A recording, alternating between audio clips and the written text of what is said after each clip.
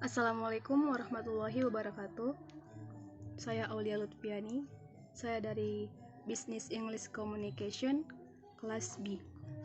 Pada kesempatan ini saya akan mempresentasikan materi saya yang berjudul Dasar-dasar perpajakan. Oke, langsung saja kita simak materinya.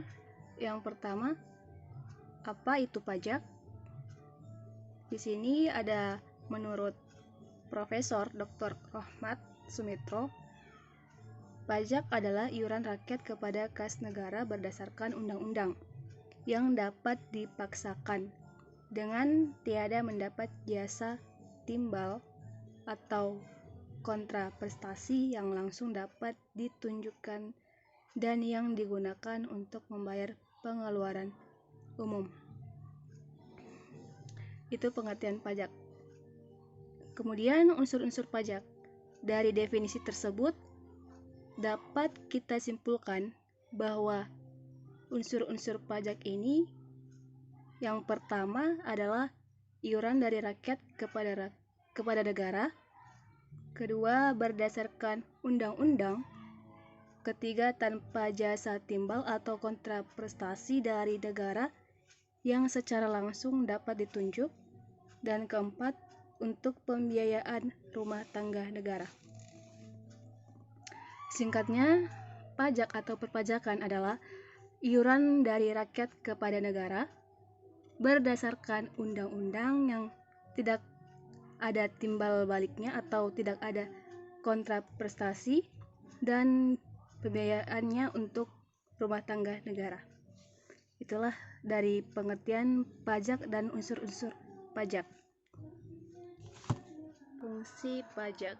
Di sini ada terbagi dua fungsi pajak. Yang pertama ada fungsi anggaran atau disebut budgeter, yaitu sumber dana bagi pemerintah atau negara untuk pengeluarannya. Nah, biasanya itu tiap tahun pemerintah itu mengadakan rapat. Nah, di situ penetapan APBN, anggaran, pendapatan, dan belanja negara. Kira-kira berapa pendapatan yang akan diterima dari sisi perpajakan ataupun non-perpajakan. Lalu penerimaan tersebut akan digunakan untuk apa saja? Misalnya seperti untuk belanja pegawai, belanja modal, dan lain-lain. Itu fungsi budgeter. Kemudian ada fungsi mengatur. Fungsi mengatur ini untuk mengatur dan melaksanakan kebijaksanaan pemerintah dalam bidang sosial dan ekonomi. Jelas ya?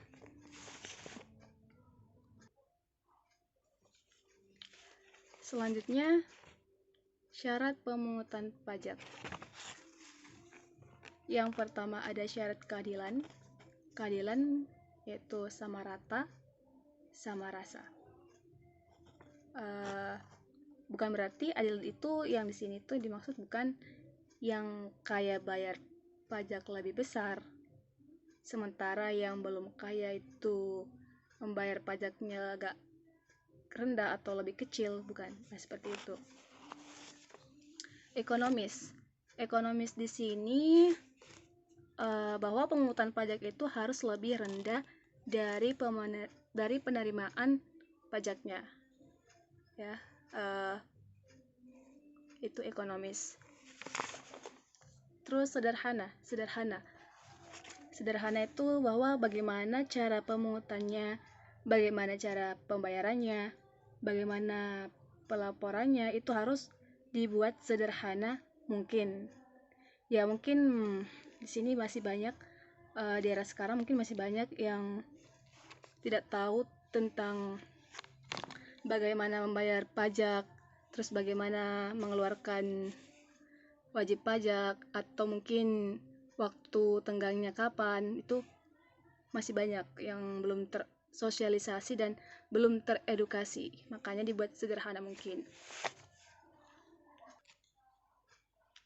Kemudian yuridis syarat ini pemungutan pajak itu harus berdasarkan undang-undang. Di Indonesia, pajak diatur dalam Undang-Undang Dasar 1945 Pasal 23 Ayat 2. Nah, hal ini memberikan jaminan hukum untuk menyatakan keadilan, baik bagi negara maupun bagi warganya. Finansial. Sesuai fungsi budget cair, biaya pemungutan pajak harus dapat ditekan sehingga lebih rendah dari hasil pemungutannya. Ini pemungutan pajak harus efisien.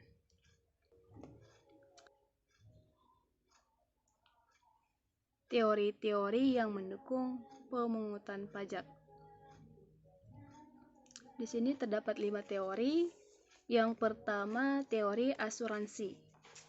Teori asuransi ini di mana negara melindungi keselamatan jiwa, harta, benda, dan hak-hak rakyatnya. Oleh karena itu, rakyat harus membayar pajak yang diibaratkan sebagai suatu premi asuransi karena memperoleh jaminan dari perlindungan tersebut. Teori kepentingan. Pembagian beban pajak kepada rakyat didasarkan pada kepentingan. Misalnya, perlindungan masing-masing orang. Semakin besar kepentingan seseorang terhadap negara, maka makin tinggi juga pajak yang harus dibayar. Teori daya pikul. Beban pajak untuk semua orang harus sama beratnya. Artinya, pajak itu harus dibayar sesuai dengan daya pikul masing-masing orang. Untuk mengatur daya pikul, di sini ada 2 cara untuk pendekatan yang digunakan. Yang pertama, unsur objektif, di mana melihat besarnya penghasilan atau kekayaan yang dimiliki oleh seseorang. Yang kedua, unsur subjektif, dengan memperhatikan besarnya atau kekayaannya, dengan memperhatikan besarnya kebutuhan material yang harus dipenuhi. Contohnya seperti penghasilannya si A per bulan itu ada 2 juta. Nah, statusnya dia sudah menikah dengan 3 anak. Lalu sementara si B, dia ini penghasilannya di 2 juta, tapi dia belum nikah, masih bujangan.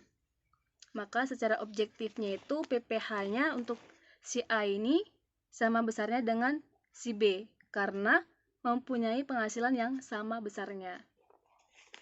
Begitu. Secara subjektif, PPh untuk tuan si A lebih kecil daripada tuan si B, karena kebutuhan material yang harus dipenuhi si A lebih besar dari tuan si B. Kemudian ada teori bakti. Dasar keadilan pemungutan pajak terletak pada hubungan rakyat dengan negaranya. Sebagai warga negara yang berbakti, rakyat harus selalu menyadar bahwa pembayaran pajak adalah sebagai suatu kewajiban. Teori asas daya beli. Dasar keadilan terletak pada akibat pemungutan pajak. Ya, maksudnya pemungutan itu berarti menarik daya beli dari rumah tangga masyarakat untuk rumah tangga negara. Nah, selanjutnya itu akan menyalurkannya kembali ke masyarakat dalam bentuk pemeliharaan kesejahteraan masyarakat. Dengan demikian, kepentingan seluruh masyarakat lebih diutamakan. Kedudukan hukum pajak. Hukum perdata yaitu mengatur hubungan antara suatu individu dengan individu lainnya. Hukum publik. Hukum publik ini merupakan hukum yang mengatur hubungan antara pemerintah dengan rakyatnya, dan hukum ini dibagi lagi menjadi hukum tata negara, hukum tata usaha atau hukum administratif, kemudian hukum pajak, dan hukum pidana. Jenis hukum pajak. Hukum pajak ini ada hukum pajak material, yaitu memuat norma-norma yang menerangkan tentang keadaan, perbuatan, objek pajak, dan subjek pajak. Dan yang selanjutnya hukum pajak formil, yaitu memuat tata cara bagaimana hukum material tersebut dilaksanakan. Hukum formil ini memuat antara lain seperti tata cara penyelenggaraan, hak-hak fiskus atau hak-hak untuk mengadakan pengawasan terhadap pada wajib pajak mengenai keadaan, perbuatan, dan peristiwa yang menimbulkan untung pajak. Terus ada kewajiban wajib pajak tentang misalnya menyelenggarakan pembukuan, pencatatan, dan hak-hak wajib pajak. Selanjutnya ada pengelompokan pajak. Pengelompokan pajak menurut lembaga pemungutannya. Di sini ada pusat dan daerah. Pusat yaitu pajak yang dipungut oleh pemerintah pusat dan digunakan untuk membiayai rumah tangga negara. Contoh, pajak penghasilan, pajak pertambahan nilai, dan pajak penjualan atas barang-barang yang mewah atau bisa juga pajak bangunan, pajak bumi, dan lain-lain. Lalu pajak daerah. Pajak daerah yaitu pajak yang dipungut oleh pemerintah daerah dan digunakan untuk membiayai rumah tangga daerah. Seperti pajak ini terdiri dari pajak provinsi dan pajak kabupaten atau kota. Tata cara pemungutan pajak. Di sini terbagi atas 3 bagian. Yang pertama, stelsel pajak. Pemungutan pajak dapat dilakukan berdasarkan 3 stelsel. Yang pertama, stelsel nyata, yaitu pengenaan pajak didasarkan pada objek atau penghasilan yang nyata. Kemudian stelsel anggapan, yaitu pengenaan pajak didasarkan pada suatu anggapan yang diatur oleh undang-undang.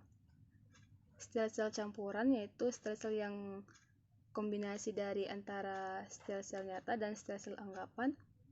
Awal tahun besarnya pajak dihitung berdasarkan suatu anggapan, dan kemudian pada akhir tahun besarnya pajak disesuaikan dengan keadaan yang sebenarnya. Bagian yang kedua yaitu asas pemungutan pajak. Asas domisili atau disebut asas tempat tinggal, yaitu negara berhak mengenakan pajak atas seluruh penghasilan wajib pajak yang bertempat tinggal di wilayahnya, baik itu penghasilan yang berasal dari dalam maupun penghasilan dari luar negeri. Asas sumber. Negara berhak mengenakan pajak atas penghasilan yang bersumber di wilayahnya tanpa memperhatikan tempat tinggal wajib pajak. Asas kebangsaan. Asas ini merupakan pengenaan pajak dihubungkan dengan kebangsaan suatu negara. Sistem pemungutan pajak. Official Assessment System merupakan sistem pemungutan yang memberi wewenang kepada pemerintah untuk menentukan besarnya pajak yang terutang oleh wajib pajak. Nah, ciri-cirinya ini, yang pertama ada wewenang untuk menentukan besarnya pajak terutang ada pada fiskus. Ciri-ciri kedua, wajib pajak bersifat pasif. Ciri-ciri ketiga, utang pajak timbul setelah dikeluarkan surat ketetapan pajak oleh fiskus. Self-assessment system, yaitu pemungutan pajak yang memberi wewenang kepada wajib pajak untuk menentukan sendiri besarnya pajak yang terutang.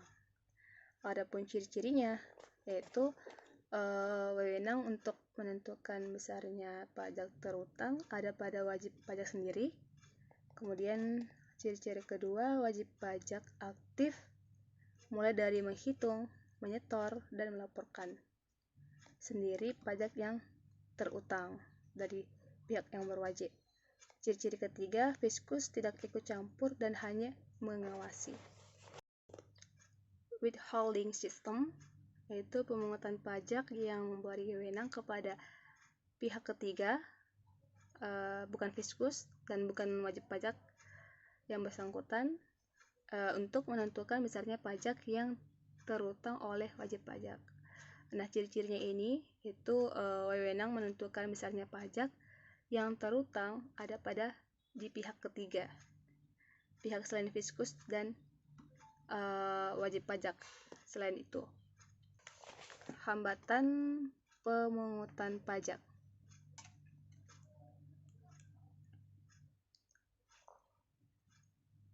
Ada dua hambatan pemungutan pajak. Yang pertama, perlawanan pasif, yaitu masyarakat enggan membayar pajak.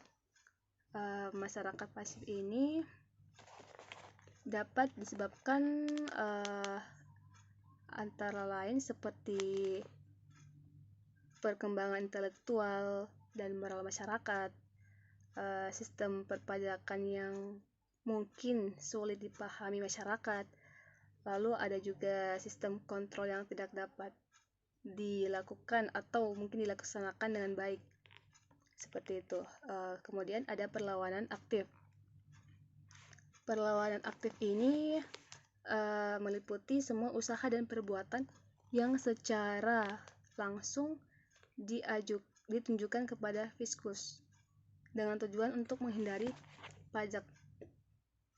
Nah, itulah merupakan hambatan pemungutan pajak. Yang selanjutnya, jenis-jenis tarif pajak. Jenis-jenis tarif pajak.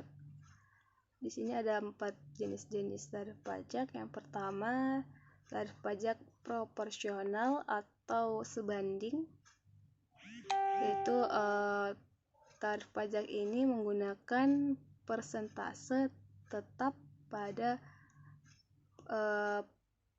pengenaan pajak. Contohnya seperti penyerahan barang kena pajak di dalam daerah, pabean, yaitu dikenakan pajak pertambahan nilai sebesar 10%. Lalu tarif tetap. Tarif ini berupa jumlah yang tetap atau sama terhadap berapapun jumlah yang dikenai pajak sehingga besarnya pajak yang terutang itu tetap. Kemudian tarif pajak degresif, yaitu pajak ini memiliki tax rate yang rendah. Oleh karena itu, semakin besar dasar pengenaan pajak, maka tarifnya juga justru semakin rendah sesuai dengan tarif pajak degresif yang berlaku. Kemudian tarif pajak progresif, yaitu tarif ini memiliki tingkat tax rate yang besar. Hal ini justru berbanding terbalik dengan tarif pajak degresif. Di sini selanjutnya ada contoh dari pasal 17 Undang-Undang Pajak Penghasilan, yaitu wajib pajak orang pribadi dalam negeri. Di dalam tabel tersebut ada lapisan penghasilan kena pajak dan nominal berapa persen tarif pajaknya. Di sini dari nominal 0 sampai dengan 25 juta dikenakan 5%, dan di atas 25 juta sampai dengan 50 juta dikenakan 10% tarif pajak. Selanjutnya di atas 50 juta sampai dengan 100 juta dikenakan 15%. Di atas 100 juta sampai dengan 200 juta dikenakan 25%. Di atas 200 juta dikenakan 50%. Ya, itu contoh dari pasal 17 Undang-Undang Pajak Penghasilan untuk wajib pajak orang pribadi dalam negeri. Nah, selanjutnya tabel tentang wajib pajak badan dalam negeri dan bentuk usaha tetap atau BUT. Dalam tabel tersebut dari 0 sampai dengan 50 juta dikenakan 10%. Di atas 50 juta sampai dengan 100 juta dikenakan 15%. Dan di atas 100 juta dikenakan 30%. Nah, itulah contoh dari Undang-Undang Pasal 17, yaitu tentang pajak penghasilan wajib pajak orang pribadi dalam negeri dan wajib pajak badan dalam negeri dan bentuk usaha tetap. Sekian dari saya, materi dari saya, banyak salah dan kurang lebihnya. Saya mohon maaf yang sebesar-besarnya. Wassalamualaikum warahmatullahi wabarakatuh.